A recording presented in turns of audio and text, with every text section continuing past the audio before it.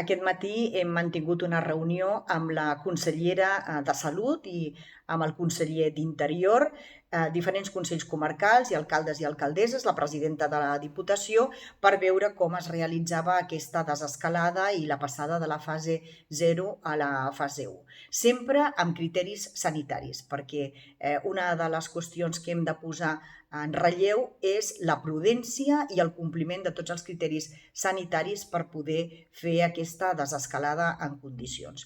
El govern de la Generalitat creu que es pot produir dins de la nostra regió sanitària diferents moments de desescalada. I en aquest cas, el que seria l'Alt Penedès i el Garraf podrien passar, segons el govern, a una fase 1. Aquesta és la proposta que el govern de la Generalitat farà al govern de l'Estat. I, amb totes les consideracions sanitàries, hauran de prendre una decisió si realment passem de fase 0 a fase 1.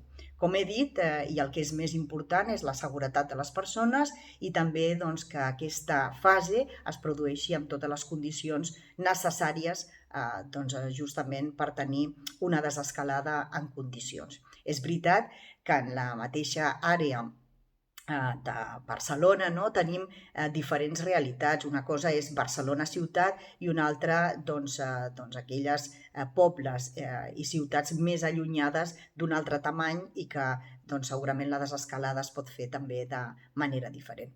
Per altra banda, s'ha posat també de relleu que hi haurà una petició per part del govern de la Generalitat al govern de l'Estat que autoritzi l'ús obligatori de les mascaretes en l'espai públic. Veurem en les properes hores com s'acaba desenvolupant aquest tema i com tenim finalment una resposta per al nostre territori.